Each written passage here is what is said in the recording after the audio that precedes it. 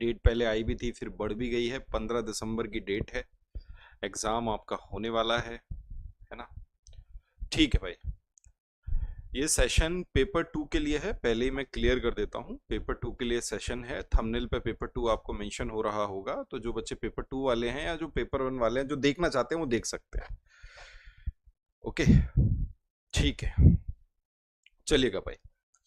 तो हम बात कर रहे हैं यहाँ पे मैथ्स वाले सेक्शन की, जो सीटेट के मैथ के सवाल आते हैं। कुल मिला के 30 सवाल आपको पूछे जाएंगे, जिसमें से 20 सवाल होंगे जो कंटेंट के होंगे और 10 सवाल होंगे जो पेडागोजी के होंगे। ओके, गुड इवनिंग सभी को। देखिए, एक बैच हमारा लॉन्च हो चुका है या बैच हमारा आ चुका है, टारगेट बैच है सीटेट दिसंबर 2024 के लिए। बैच आप, ये डिटेल आपको नजर आ रही होगी, जानी पहचानी टीम है, हर वर्ष यही टीम आपको पढ़ा रही है। कोर्स की फीस आपको नजर आ रही है, यहाँ जो फीस लिखी है 1499, लेकिन यहाँ पे आप पढ़ेंगे तो 500 रुपये ऑफ मिलेगा। इसका मतलब जो फीस है उसमें आपको ऑफर है, 500 रुपये का ऑफर है, तो ये फीस आपकी रहेगी 999। अगर पेपर 1 अगर आप लेते हैं, ज्वाइन करते हैं, जो बच्चे ज्वाइन कर चुके हैं बहुत बढ़िया, जो नहीं किया डेमो क्लासेस भी देख सकते हैं आप जाके, और इसकी फीस रहेगी 1299। ठीक है, 1 साल की वैधता है इस बैच की, और ये जो बैच रहेगा ये टारगेट बैच है, और ये बैच टारगेट है किसके लिए, दिसंबर में होने वाली आगामी आपकी सीटेट परीक्षा के लिए। आगे बढ़ते हैं, यहां तक तो कोई दिक्कत ही नहीं है। ठीक है भाई, अब बात करते हैं कि जो हमारे मैथ्स के क्वेश्चन हैं, दिख तो रहा है ना, क्लियर है ना। हाँ, जो भाई मैथ्स के सवाल हैं, ये सवाल कुल मिला के 30 पूछे जाते हैं, 30 क्वेश्चन आते हैं, और इन 30 क्वेश्चनों में से 20 सवाल आपका कंटेंट का पार्ट है, और साथ में प्लस 10 क्वेश्चन, 10 क्वेश्चन आते हैं सब्जेक्ट पेडागोजी के, मतलब मैथ्स पेडागोजी के। कुल मिला के 30 प्रश्न आपसे पूछे जाते हैं। हम बात कर रहे हैं यहाँ पे किसकी, पेपर 2 की। हम बात कर रहे हैं बच्चों पेपर 2 की। ओके, तो सबसे पहले हम ये समझ लेते हैं कि हमारे एग्जाम का पैटर्न क्या है। देखिए, अगर हम सीटेट की बात करें, सीबीएसई द्वारा आयोजित ये परीक्षा है, और एनसीईआरटी में जो कंटेंट आपको दिया गया है वही कंटेंट आपका सीटेट भी पूछता है। आपकी फिक्स 6, 7, 8 क्लास की जो किताबें हैं, अगर आप देखेंगे 5th में जो है उसका थोड़ा सा अपडेट वर्जन 6th में आएगा, 7th में आएगा, 8th में आएगा, तो वहीं से आपका पेपर बन रहा होता है। अगर आप सीबीएसई की या एनसीईआरटीज, जो आपकी किताबें हैं एनसीईआरटी की, अगर उन्हें भी आप ढंग से पढ़ते हैं, 6ठी 7वीं 8वीं 3 कक्षाओं की अगर आप बुक्स अच्छे से पढ़ते हैं, तो वहीं से आपका पेपर आता है। अब सिलेबस तो बहुत बड़ा है, अब एक्चुअल में आपको पढ़ना क्या है, या जो सिलेबस है, एग्जैक्ट सिलेबस जो सीटेट आपसे पूछेगा, जिन टॉपिक्स में से सवाल सीटेट आपसे पूछने वाला है, वो हम समझ लेते हैं, वो हम देख लेते हैं।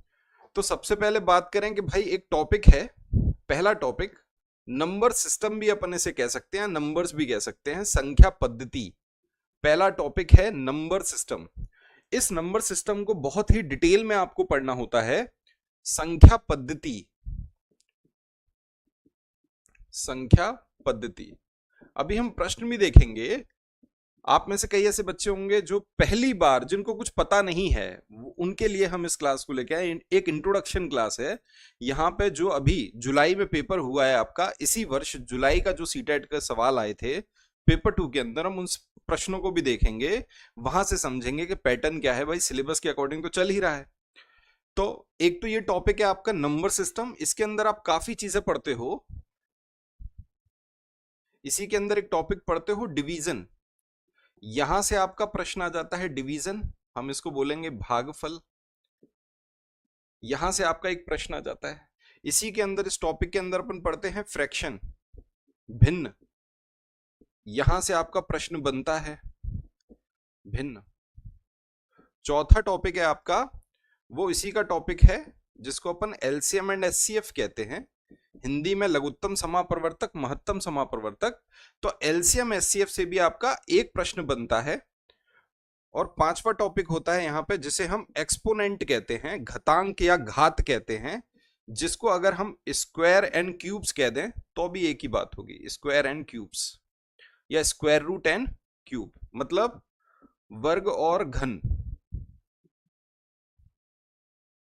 आ रही है बात समझ में?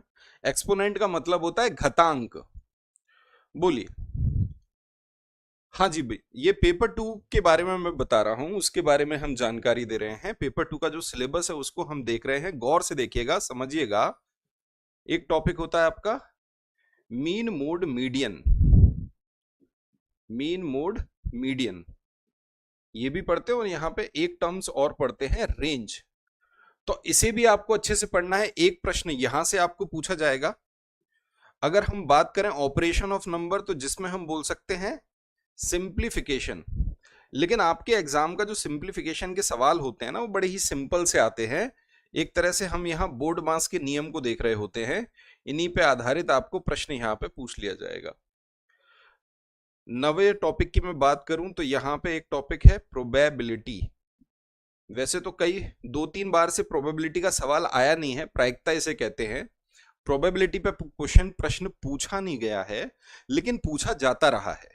प्रोबेबिलिटी पे प्रश्न पूछा जाता रहा है, तो एक प्रश्न प्रोबेबिलिटी का आपको एग्जाम में देखने को मिलता है। जैसा कि अगर मैं बात करूं इतने हिस्से पे, एक तरफ मैंने ये सिलेबस लिख दिया। अगर हम इसके दूसरे पार्ट की बात करें तो वो है एडवांस मैथ्स को जिसे हम कहते हैं एडवांस मैथ, जहां पर आपके 3 टॉपिक हैं। एक टॉपिक है मेंसुरेशन, मेंसुरेशन जिसे हम कहते हैं हिंदी में क्षेत्रमिति। यहां हम 2D और 3D फिगर्स को पढ़ते हैं, उनके फॉर्मूलेस पढ़ते हैं, उनके जो उन पे आधारित सवाल होते हैं वो देखते हैं। एक टॉपिक है आपका ज्योमेट्री, ज्योमिति, ये भी आपका इंपॉर्टेंट टॉपिक है। और एक है एलजेब्रा, बीज गणित, एलजेब्रा जिसे हम बीज गणित कहते हैं। अगर हम इनकी बात करें भाई, इन 3 टॉपिक की अगर मैं बात करूं, तो ये जो 3 टॉपिक हैं मेंसुरेशन, ज्योमेट्री और एलजेब्रा, अगर इन तीनों ही टॉपिक को हम देख लें तो इन तीनों टॉपिक से लगभग आपके पेपर में 11 से 12 प्रश्न पूछे जाते हैं। तो हम ये कह सकते हैं कि भाई आधा पेपर तो इन 3 टॉपिक से बना रहता है। आधे सवाल, पेपर अगर 20 सवाल आ रहे हैं पेपर में, तो उसमें से आधा सवाल मतलब 10 से 12 सवाल आपके कहां से पूछे जाएंगे, इन 3 टॉपिक से पूछे जाएंगे, मेंसुरेशन, ज्योमेट्री और एलजेब्रा से। तो ये 3 टॉपिक सबसे इंपॉर्टेंट हो गए जो आपको इस गणित में पढ़ना होगा, यहीं से सबसे ज्यादा आपसे प्रश्न पूछे जाएंगे। क्लियर है भाई? अब इसके अलावा जो अगला टॉपिक है वो आपका अर्थमेटिक वाला पार्ट है, जो आपको 10th क्लास में भी देखने को मिलता है, 9th क्लास में देखने को मिलता है, वहां से भी प्रश्न पूछे जाते हैं। और वो टॉपिक क्या है? परसेंटेज, प्रतिशतता, profit and loss, profit and loss, लाभ और हानि। अब इसी का एक सब टॉपिक होता है जिसे हम डिस्काउंट कहते हैं, जिसको हिंदी में बट्टा भी कहते हैं। तो ये वो टॉपिक हैं जो आपके अर्थमेटिक वाले पोर्शन को कवर करते हैं। अगर हम बात करें सिंपल इंटरेस्ट, साधारण ब्याज, सिंपल इंटरेस्ट, कंपाउंड इंटरेस्ट, चक्रवृद्धि ब्याज, साधारण ब्याज, चक्रवृद्धि ब्याज, और एक और टॉपिक होता है जो होता है रेशियो एंड प्रपोर्शन, अनुपात और समानुपात।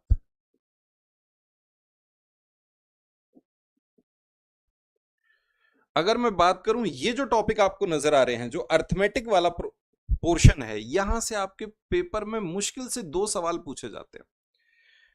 मुश्किल से 2 सवाल आपको यहां से देखने को मिलेंगे और लगभग 7 से 8 सवाल इस पोर्शन से देखने को मिलेंगे। आपको समझ आ रही है? जहां पर फिक्स है भाई, एलसीएम एचसीएफ का एक प्रश्न पूछ लिया जाता है, ये जो एक्सपोनेंट है यहां से एक प्रश्न पूछ लिया जाता है, मीन मोड मीडियन से एक प्रश्न पूछा जाएगा, सिंप्लीफिकेशन का एक प्रश्न 100% आएगा, फ्रैक्शन का एक सवाल आएगा, संख्या पद्धति से लगभग 2 से 3 प्रश्न आ जाएंगे, या डिवीजन का प्रश्न इसमें इंक्लूड होगा। तो ये हमारा एकदम फिक्स है कि आप समझ जाओगे कि भाई सवाल कहां से आ रहे हैं, पैटर्न क्या है। पैटर्न बड़ा फिक्स है, सीटेट का पैटर्न बहुत ही फिक्स है। कई बच्चों को ये गलतफहमी होती है कि सर ट्रिग्नोमेट्री तो नहीं पूछा जाएगा। तो भाई सिलेबस आपके सामने मैंने लिख दिया, ये आपका सिलेबस है।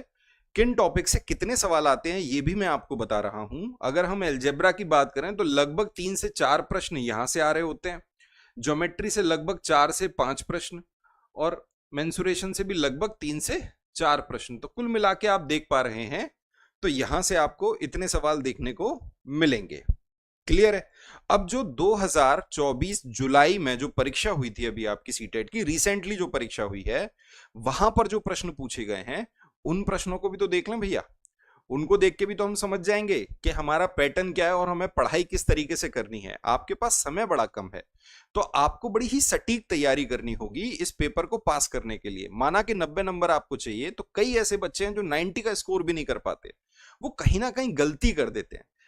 ठीक है, तो उस गलती से थोड़ा सा बच के रहिए, सटीक तैयारी करिए। पता चले आप बहुत कुछ पढ़ने के चक्कर में जो इंपॉर्टेंट चीज है वो ना पढ़ रहे हो, है ना। तो हमारा हमेशा से यही मानना है कि भाई आपको एकदम सटीक तैयारी करानी है। ये अगर हम बैच की बात कर रहे थे, तो ये बैच टारगेट बैच इसीलिए है क्योंकि इसके अंदर मटेरियल इतना आपको दिया जाएगा कि आपको अलग से कुछ भी लेने की जरूरत नहीं पड़ती है। इसके अंदर आपको सारी फाइलें, previous year mock test, NCERT notes, की नोट्स, एक्सपेक्टेड जो सवाल आ सकते हैं, ऐसा वैसा सब कुछ आपको इस बैच के अंदर प्रोवाइड कराया जाता है। अगर हम देखें तो अब देखिए हम सवालों पे आते हैं। ये रहा पहला प्रश्न, जुलाई का जो पेपर हुआ है उसका पहला प्रश्न ये आपके सामने है। कृपया करके इसको एक बार रीड करिए, प्रश्न को मेरे साथ चलते चलिए। Perimeter of a quadrilateral ABCD is 120 centimetre. एक क्वाड्रिलेटरल है, मतलब 4 रेखाओं से बना हुआ एक आकृति है ना, जिसकी 4 भुजाएं होंगी, वही तो क्वाड्रिलेटरल कहलाएगा। तो उसका जो परिमाप है वो 120 है, और BC की वैल्यू दे रखी है कितनी, BC है, BC की लंबाई है 48 सेंटीमीटर, CD की है 17 सेंटीमीटर, AD की है 40 सेंटीमीटर, एंगल A बराबर angle B is equal to 90 degree. Angle A और एंगल बी दोनों आपस में बराबर हैं और जो 90 डिग्री के बराबर हैं। तो हमें बताना है then the area of the quadrilateral, इस क्वाड्रिलेटरल का एरिया बताना है, इस चतुर्भुज का हमें क्षेत्रफल ज्ञात करना है। अब जैसे ही मैं देख पा रहा हूं कि ए और बी 90 डिग्री है, तो अगर मैं ये बिंदु भी मान लूं कि ये ए और बी है, ये ए है और ये बी है, अगर ये 90 डिग्री है तो मुझे तो भाई सीधी रेखा ही खींचनी पड़ेंगी। और मुझे पता है कि BC कितना है 48, और आपको AD कितना दिया है, ये A, इसके बाद D आएगा, ये दिया है 40। तो ये कुछ मैंने ऐसा बना लिया, कहां दिक्कत आ रही है बताओ, ऐसे बना लिया, ये हो गया 40, इसका मैंने नामकरण कर दिया ABC और D। आपको CD दे रखा है 17, ये पूरा दे रखा है 48, BC दे रखा है 48, AB की वैल्यू निकालनी है।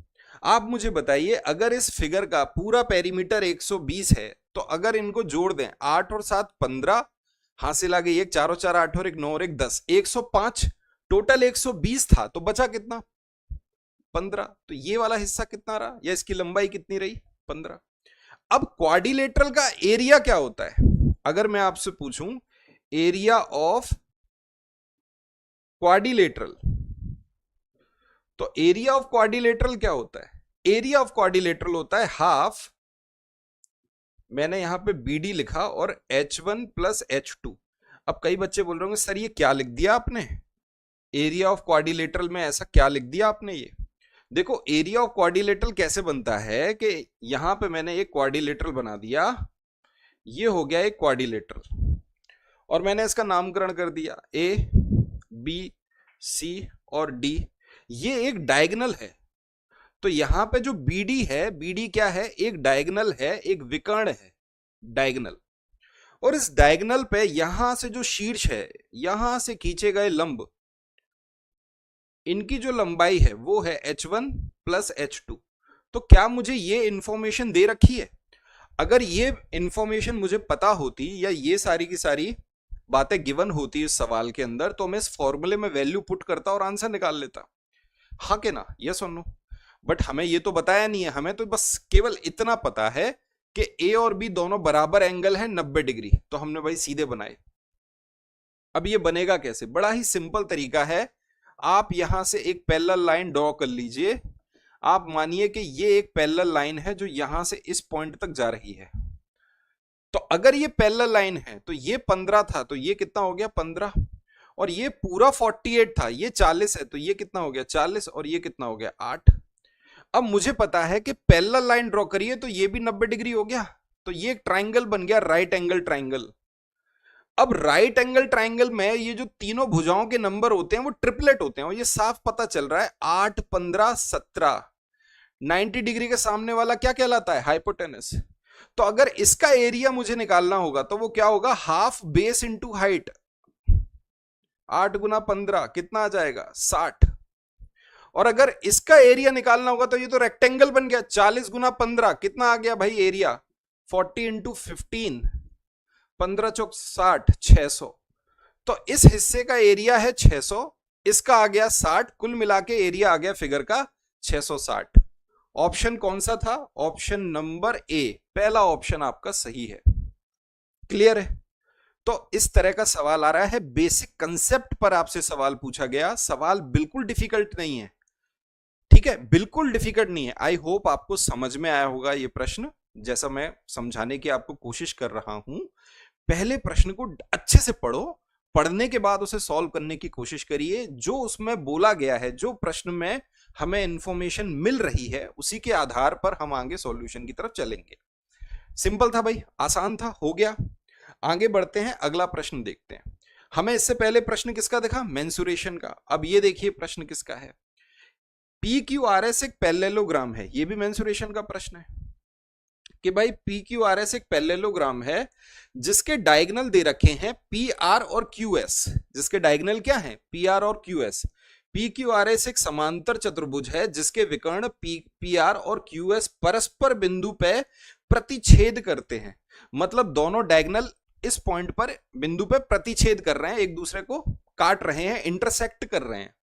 Intersect at a point O point पर इंटरसेक्ट कर रहे हैं, such that OP is equal to, OP के बराबर कुछ दिया है, ओ क्यू के बराबर दिया है X plus Y, O R की वैल्यू दे रखी है, ओ एस की वैल्यू दे रखी है, आपको वैल्यू निकालनी है 7y प्लस 5 की। आप एक बात बताइए, अगर आपने ये प्रॉपर्टी पढ़ी होती, पैरेललोग्राम के बारे में अगर आपने पढ़ा होता, तो आप इस सवाल को बिना पेन चलाए भी सॉल्व कर सकते थे, आपको फिगर बनाने की जरूरत भी नहीं थी। अगर हम इसको बोल दें भाई ये है P, ये है Q, ये है R और ये है S, अब यहां पे ये है इसकी डायगोनल, जो डायगोनल एक दूसरे को क्या कर रही हैं, ये एक दूसरे को बाइसेक्ट करती हैं, O पे काट रही हैं, इसका मतलब ये जो OP है वो बराबर होगा OR के, और OQ बराबर होगा OS के। ये जो भुजाएं, ये जो डायगोनल्स हैं, विकर्ण हैं, एक दूसरे को क्या करती हैं, बाइसेक्ट करती हैं, बराबर बिंदु पे एक दूसरे को कट करती हैं, लंबाइयां इनकी समान रहती हैं, तो बराबर काट रही हैं, बाइसेक्ट कर रही हैं।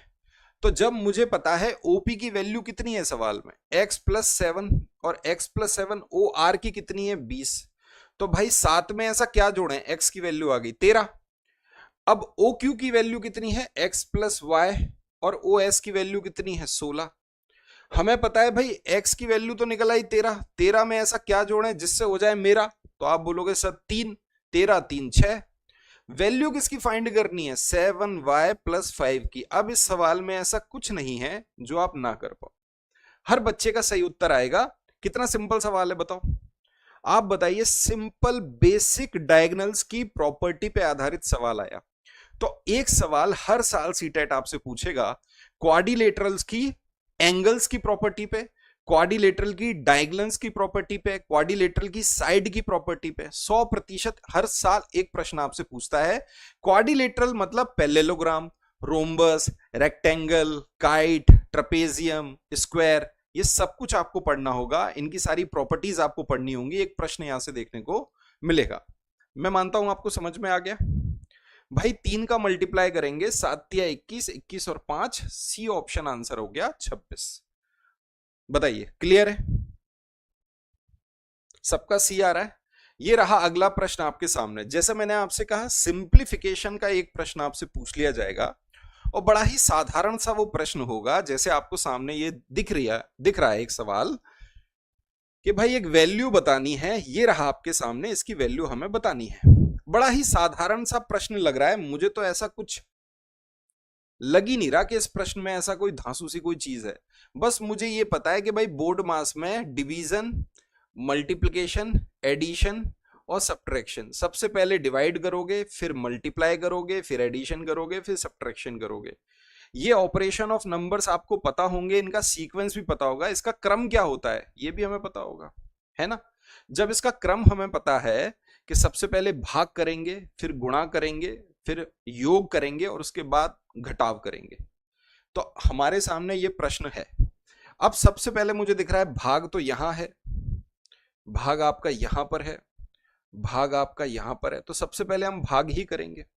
अब ये देखो अंडर रूट के अंदर लिखा है 441। अब 441 441 किसका स्क्वायर होता है भाई साहब, बोलो भाई 21 का। तो हम यहां पे देखेंगे 52 गुणा 3 और 4 से इसका भाग हो गया बटे 4। मैं बिल्कुल स्टेप बाय स्टेप कर रहा हूं, कोई जल्दबाजी नहीं है। 7 का इससे भाग हो गया, 7 इधर आ गया, गुणा 3 प्लस 5 माइनस 32 डिवाइडेड बाय 8 गुणा 12। ठीक है भाई, तो सबसे पहले हमने क्या कर लिया, डिवाइड कर लिया।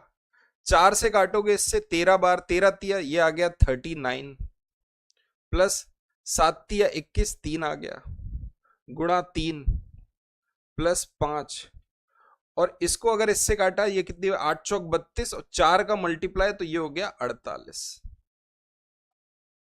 बोलो हाँ या ना।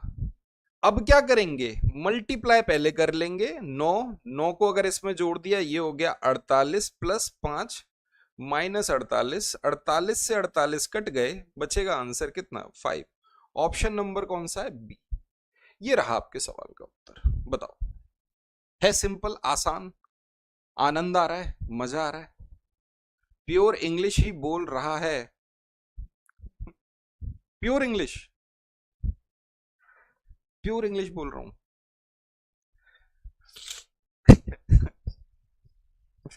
नहीं भाई इंग्लिश नहीं बोल रहे, हिंदी बाइलिंगुअली तो बोल रहे हैं, इंग्लिश और हिंदी दोनों का ही तो प्रयोग कर रहे हैं।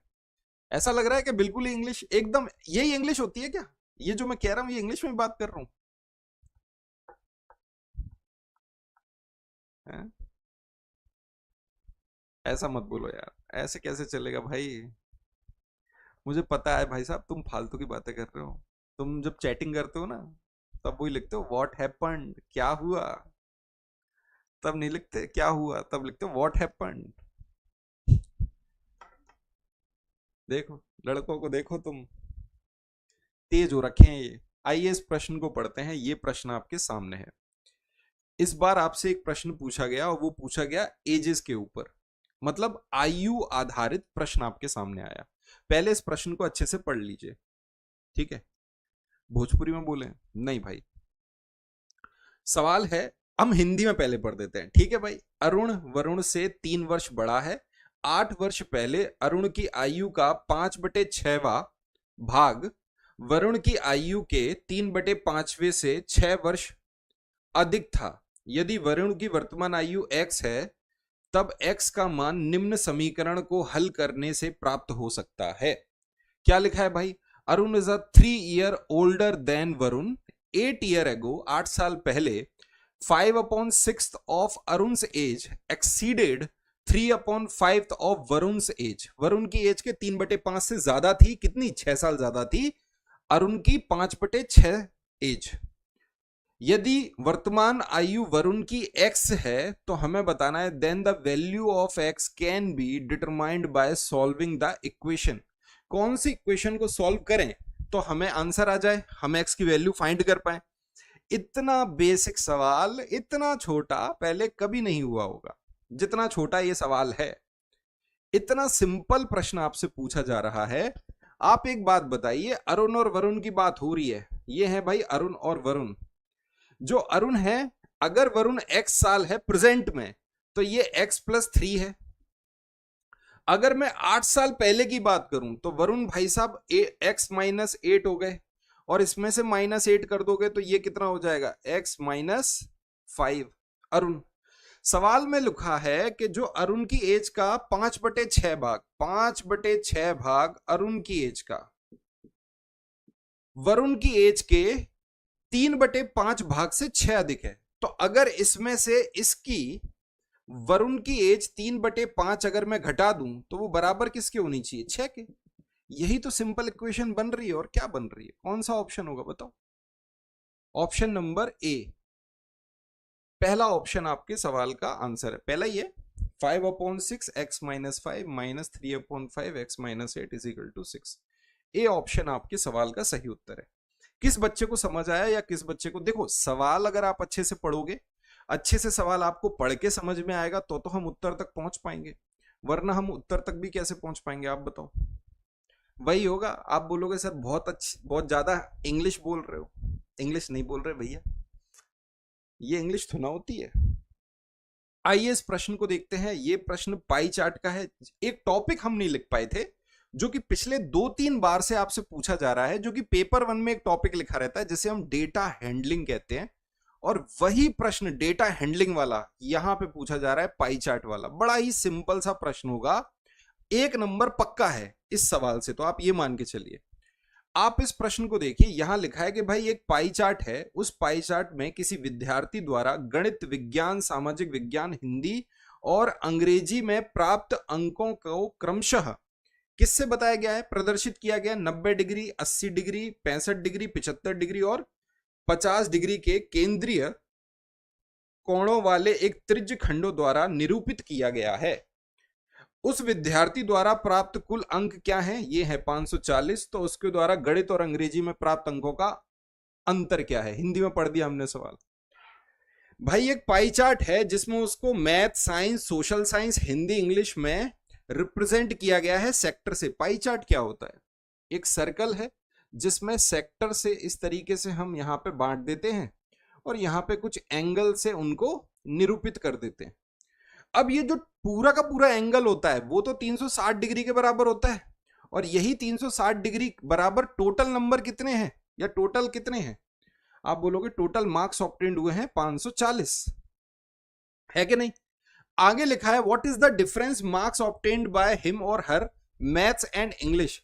भाई मैथ्स में उसको कितने मिले थे, 90 डिग्री, और इंग्लिश को कैसे किया था, 50 डिग्री। तो दोनों का अंतर कितना है, 90 में से 50 गए 40। 40 डिग्री की वैल्यू बतानी है। सवाल के नाम पे क्या है, कलंक है ये तो। इस सवाल को भी अगर आप नहीं कर पा रहे तो आप समझ जाइए आप संकट में हैं। दोनों को कट करोगे, ये 9 और 1 आ रहा है, 9 से इसे काटोगे, आंसर आ गया 60। डिग्री में नहीं आएगा, आंसर आएगा 60। ये रहा ये ऑप्शन। डन है भाई, बहुत ही आसान सवाल था। ये रहा अगला सवाल, देखिए इस प्रश्न को पढ़िए। ज्योमेट्री का सवाल है। ज्योमेट्री में यूलर्स फॉर्मूला होता है जिसे आयलर फॉर्मूला भी कहा जाता है। अब यूलर को हिंदी में यूलर ही कहते हैं भाई साहब। तो आपको क्या दिया गया है, the number of faces, edges and vertices of a polyhedron.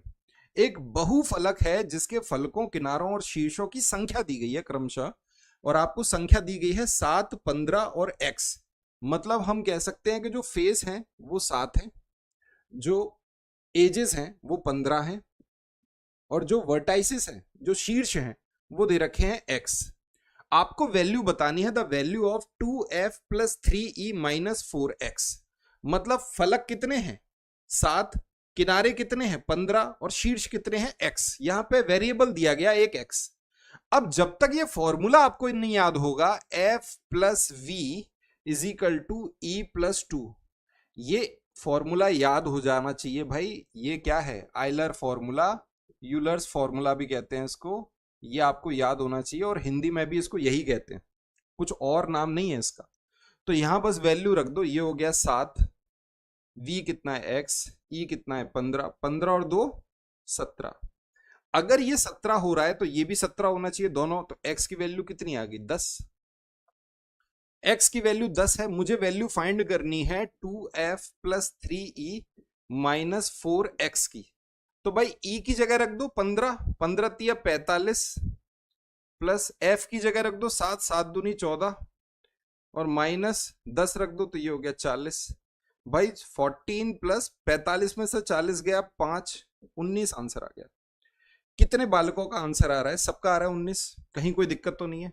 अगर दिक्कत है तो फिर तो भाई बहुत बड़ी दिक्कत है। आंसर सबका आ गया, 19 इस सवाल का उत्तर होगा। बहुत ही आराम से, बहुत ही तसल्ली से हमने इस सवाल को सॉल्व कर लिया। ये रहा अगला सवाल आपके सामने, अलजेब्रा का क्वेश्चन है। यहां पे आपको एक एक्सप्रेशन या इक्वेशन दे रखी है जिसे हमें सॉल्व करना होगा और हमें p प्लस क्यू की वैल्यू बतानी होगी। यहां वेरिएबल दे रखे हैं, यहां पे देखो p और यहां पे दे रखा है q। ये इक्वेशन आपको नजर आ रही है। अब जैसा कि हम देख पा रहे हैं यहां पे क्या लिखा है, 2x प्लस 5y का square minus 5 2x plus 5y minus 14, और यहां पे इस तरीके से लिखा हुआ है। हम कह रहे हैं यहां भी 2x प्लस 5y आ रहा है, यहां भी 2x प्लस 5y आ रहा है। आप अगर चाहें तो इसको कोई भी एक वेरिएबल दे दें। आप बोले कि सर इसके बराबर मैं a मान लेता हूं। अगर आप इसके बराबर a मान लेते हैं और यहां पर वैल्यू पुट कर देते हैं तो ये क्या हो जाएगा, a square minus 5a minus 14। अब मुझे ये एल्जेब्रिक एक्सप्रेशन नजर आ गया। ये मुझे क्या बता रहा है, एल्जेब्रिक एक एक्सप्रेशन नजर आ रहा है और मैं इसका फैक्टराइजेशन गुणात्मक विधि से, गुणनखंड विधि द्वारा इसको क्या करूंगा, इसके गुणनखंड निकालूंगा, फैक्टर्स निकालूंगा। तो जब हम इसके फैक्टर्स निकालेंगे हमें साफ पता चल रहा है ए स्क्वायर, हमें क्या करना होता है, इसका जो भी यहां पर ए स्क्वायर के साथ तो कुछ भी नहीं है तो 1 माना, इन दोनों का प्रोडक्ट कितना आ रहा है माइनस 14 माइनस 5a। इसको ऐसे दो भागों में तोड़िए कि जिनका गुणा किया जाए तो वो माइनस 14a स्क्वायर बन जाए। ये लो, अब आप देखो 7a और 2a अगर मैं इनको सॉल्व करूं तो मेरा माइनस 5a ही आएगा और इन दोनों का गुणा करूं वो 14a स्क्वायर के बराबर आएगा। यहां से a कॉमन ले लिया, क्या बचा a माइनस 7 और प्लस 2 यहां से कॉमन ले लिया, ये बचा a माइनस 7। अब मुझे साफ पता चल रहा है a माइनस 7 यहां से कॉमन ले लिया और ये हो गया a प्लस 2। अगर मैं दोनों का तुलनात्मक वो करूं या मैं इनको तुलना करूं एक दूसरे से, इस इक्वेशन की या इस एक्सप्रेशन की उस एक्सप्रेशन से, तो मुझे साफ पता चल रहा है p की वैल्यू आ रही है minus 7, p is equal to कितना आ गया माइनस 7, और q कितना आ गया, और मुझे पूछा गया है p प्लस क्यू की वैल्यू क्या होगी। तो भाई minus 7 plus 2 is equal to कितना होगा माइनस 5। डी ऑप्शन इस सवाल का सही उत्तर है। आ रहा है समझ में किस तरीके से ये प्रश्न आपको करने होंगे। अलजेब्रा से आपके प्रश्न आएंगे, लगभग 3 से 4 प्रश्न आपसे पेपर में पूछे जाएंगे। बहुत अच्छे से इसको ध्यान से पढ़िएगा, है ना। मैं आपको बता रहा हूं आपके सामने 150 प्रश्न होते हैं और 150 मिनट होते हैं। इन 150 मिनट में से लगभग आपका 15 मिनट के आसपास का वक्त, 15 से 20 मिनट के आसपास का वक्त जो है वो आपको गोले भरने में लग जाता है। आपको गोले भी तो भरने हैं, ऐसा तो है नहीं कि आप गोले नहीं भरोगे। तो अगर आपको गोले भरने हैं और मैं आपको बोलूं कि भाई ऐसा नहीं कह सकते आप कि भाई एक सवाल 1 मिनट का समय है, बिल्कुल भी नहीं है एक सवाल पे 1 मिनट का समय। कहां से है, आपको 15 मिनट तो गोले भरने में लग गए और पता चले जल्दबाजी में गलत गोले भर गए, फिर तो गए, जो आता था वो भी खराब हो गया, उसका गोला भी गलत भर दिया, फिर बाद में काटा पीटी तो ना होती है वो ओएमआर शीट में। तो हम ये कह सकते हैं कि हमारे सामने अगर मैथ के 20 प्रश्न हैं और इन 20 प्रश्नों में बच्चा अगर ढंग से पढ़ के नहीं गया तो वो क्या करेगा, उलझ जाएगा, उलझ के वो लगा लेगा यहाँ पे 30 मिनट। तो 30 मिनट अगर पट्टे ने यहां लगा लिए, अगर 30 मिनट आपने यहां 20 सवालों में लगा लिए और आपका यहां 20 मिनट जा चुका है, 30 मिनट 50 मिनट चला गया, इसका मतलब अब बचे हुए 130 सवालों के लिए आपके पास 100 मिनट का समय है। तो आप कैसे कह सकते हो एक सवाल 1 मिनट का है, नहीं। जब आप सीडीपी के क्वेश्चन पढ़ोगे तो आपको 45 सेकंड के अंदर एक प्रश्न का सवाल का सही उत्तर देना होगा। मैं आपको यकीन बता रहा हूं इस बात का, बहुत ऐसे बच्चे होते हैं जो सीटेट का पूरा पेपर रीड ही नहीं कर पाते, और रीड भी करते हैं तो बिल्कुल ध्यान से नहीं करते, बस जल्दी जल्दी जल्दी जल्दी रीड करके आगे बढ़ जाते हैं। ऐसा बिल्कुल नहीं करना है, प्रैक्टिस ठीक रखनी है, पूरे सिलेबस को अच्छे से पढ़ना है। और आपको पता है नेगेटिव मार्किंग नहीं है तो तुक्का उक्का लगा देते हैं बच्चे, उससे क्या होता है ना, कभी 2 नंबर से एग्जाम रुक रहा है, कभी 10 नंबर से एग्जाम रुक रहा है, किसी के 5 नंबर से एग्जाम रुक रहा है। 2 बार सीटेट दे चुके तब भी उनका सीटेट क्रैक नहीं हो पा रहा। हम बात पेपर 2 की कर रहे हैं, और आप इस बात को समझिए कि अगर आप पेपर 2 के विद्यार्थी हैं तो आपके अंदर गंभीरता बहुत ज्यादा होनी चाहिए, क्योंकि आप टीजीटी के लिए फाइट करने वाले हैं। अगर आप पेपर 2 क्लियर करेंगे तो आप फाइट किसके लिए करेंगे, टीजीटी एग्जाम के लिए करेंगे। और आप मुझे बताइए टीजीटी का सिलेबस आपने देखा ही है, मजाक तो नहीं है वहां पे। तो जब आपके अंदर वो गंभीरता कैसे आएगी, वो भी तो आप समझिए। केवल सीटेट मात्र आप समझ रहे हैं ना, ये तो एक सीढ़ी है, इसके बाद तो आपको परीक्षाएं की तैयारी भी करनी है। तो आप सिलेबस के अकॉर्डिंग अगर चलेंगे, प्रॉपर सिलेबस के अकॉर्डिंग अगर चलेंगे, जो आपको सटीक तैयारी करनी है, तब आप देखिए आप 20 के 20 प्रश्नों को भी सॉल्व करेंगे, और वो भी ज्यादा से ज्यादा 1 मिनट से ज्यादा का वक्त नहीं लगेगा।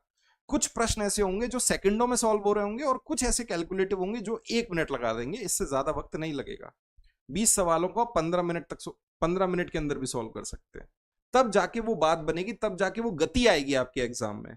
जो कमियां हैं, जो गलतियां हैं, उन गलतियों को दूर करिए। आप में से ही कई ऐसे बच्चे हैं जो 130 135 का स्कोर लेके आ रहे हैं 150 में से। जिसके 130 135 आ रहे होंगे, आप मुझे बताइए क्या उसका कॉन्फिडेंस या उसका आत्मविश्वास कितना आगे बढ़ गया होगा। उसको तो यही लग रहा होगा बस अब टीजीटी का एग्जाम आ जाए और वो नौकरी की तरफ, समझ रहे हो ना। तो वो कॉन्फिडेंस कैसे आएगा? वो पढ़ने से आएगा, पढ़ाई करने से आएगा गुरु, ऐसे नहीं चल पाएगा। ठीक है, आगे बढ़ते हैं, अगला प्रश्न देखते हैं। ये रहा अगला प्रश्न। इस प्रश्न को देखें, गौर से जरा समझिएगा। दो पैरेलल लाइन है, दो समांतर रेखाएं हैं। एक तिर्यक रेखा दो समांतर रेखाओं को प्रतिच्छेद करती है। Two parallel line are intersected by transversal line. Transversal line क्या होती है? जिसे हम तिर्यक रेखा बोलते हैं। अब ये दो पैरेलल लाइन है, इन दोनों पैरेलल लाइन को एक तिर्यक रेखा ऐसे ट्रांसवर्सल काट रही है। ये ज्योमेट्री का प्रश्न है, लाइन और एंगल टॉपिक का 100% सवाल आता है। इस बार उन्होंने सप्लीमेंट्री कॉम्प्लीमेंट्री सवाल नहीं पूछा, मतलब कोटि पूरक और समपूरक कोणों पे सवाल आता है, हर बार आता है। इस बार नहीं है, तो इस बार उन्होंने ये सवाल दे दिया ट्रांसवर्सल लाइन वाला। तो एक प्रश्न आपका लाइन और एंगल में से आएगा। आप मेरी इस वीडियो को ना पॉज करके इसका रिकॉर्ड कर लेना, अगर ना आए तो कहना। 100% आएगा। तो आप इस बात को देख पा रहे हैं कि अगर उसने एक ट्रांसवर्सल लाइन उसको इंटरसेक्ट कर रही है, तो दो अंतः कोण, टू इंटीरियर एंगल, देख पा रहे हो। तो इस प्रकार तिर्यक रेखा के एक ही ओर, मतलब इसके एक ही तरफ बने दो अंतः कोण ये आपको दे रखे हैं। तो बताइए उसकी वैल्यू क्या होगी। आप मुझे बताइए, दो पैरेलल लाइन, चाहे वो ये दोनों एंगल होते और चाहे वो ये दोनों एंगल होते, हमेशा इन दोनों एंगल का सम किसके बराबर होगा? 180 डिग्री के। इन दोनों एंगल का सम किसके बराबर होगा? 180 डिग्री के। बस ये प्रॉपर्टी पता होनी थी आपको। और दोनों एंगल आपको दे रखे हैं। एक एंगल दे रखा है 2x प्लस 15 डिग्री, और एक एंगल दे रखा है आपको प्लस 3x माइनस 20 डिग्री, और ये दोनों बराबर, इन दोनों का सम 180 डिग्री के। कहां दिक्कत आ रही है भाई? क्या है सवाल में? 2x प्लस 3x 5x, 15 में से 20 गए, नेगेटिव साइन उधर जाके प्लस हो गया 185 डिग्री। तो x की वैल्यू कितनी आ गई? 37 डिग्री। अगर x की वैल्यू 37 डिग्री आ रही है और मुझे वैल्यू फाइंड किसकी करनी है? The value of 4x plus 6 degree. इसका मतलब 37 गुणा 4 प्लस 6। क्या होगा सवाल का उत्तर? बताओ, बोलो। हम तो यूनिट डिजिट से ही निकाल लेंगे। 7 चौक 28, 8 छिंग 48, नहीं सॉरी, 7 चौक 28 और 8 और 6 14, ये आंसर है 154। ठीक है, वैसे भी गुणा करके आंसर आ जाएगा 154। इस सवाल का सही उत्तर होगा। ठीक है भाई, समझ में आ रही है, मगज में आ रही है। आते हैं सवाल को। जैसे मैंने कहा, फ्रैक्शन पे एक सवाल पूछा जाएगा। ये आपके फ्रैक्शन पे पूछा गया सवाल है।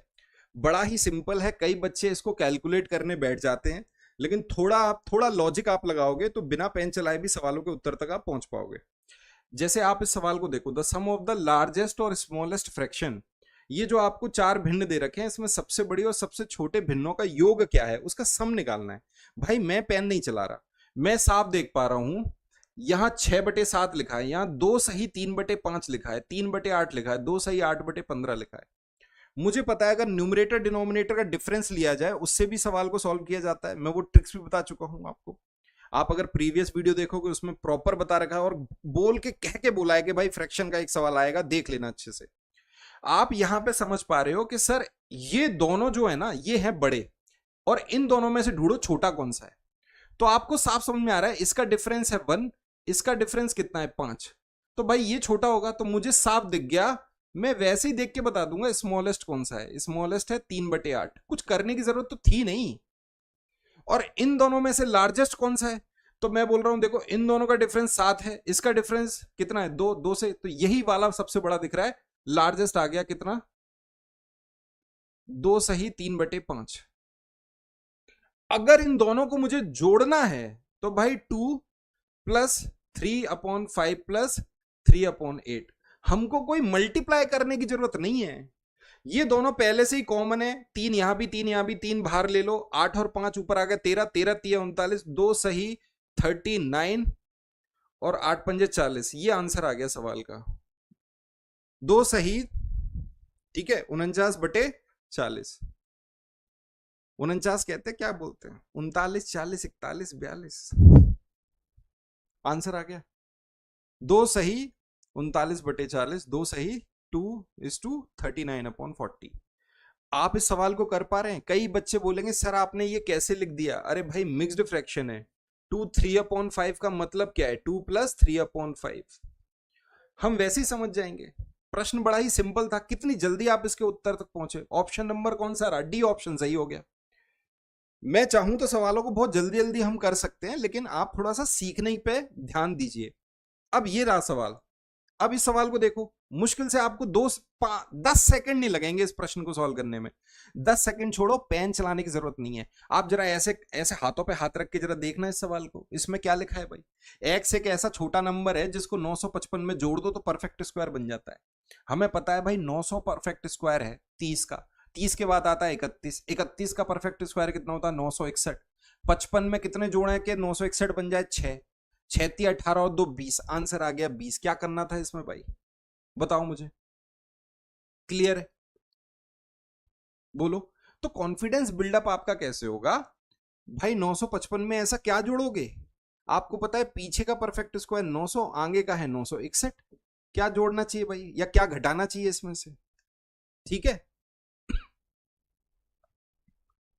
आइए सवाल को देखते हैं। सवाल में कहा गया how many natural numbers between 1 to 500, मतलब 1 से लेके 500 के बीच ऐसी कितनी प्राकृतिक संख्याएं हैं are divisible by each of the number 3 5 and 7, जो कि संख्या 3 5 7 से प्रत्येक से विभाज्य होती हो। मैंने बोला डिवीजन का सवाल आएगा गुरु, 100% आएगा, और आया है।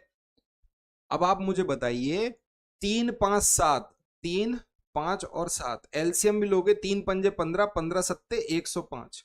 भाई 105 के बाद क्या आना चाहिए? 210। इसके बाद आना क्या चाहिए? 315। इसके बाद आना क्या चाहिए? 420। भाई 1 से लेके 500 के बीच में तो यही 4 संख्याएं आ रही हैं, जो किससे कटेंगी? 3 से कटेगी, 5 से कटेगी और 7 से कटेगी। ऑप्शन नंबर क्या रहा? B option. आगे बढ़ो, अगले सवाल पे चलते हैं। ये आपके ज्योमेट्री का सवाल आ गया, ट्राइंगल का। देखते हैं सवाल को। सवाल में क्या लिखा हुआ है? सवाल में आपका लिखा हुआ है M is a point on side A B of a triangle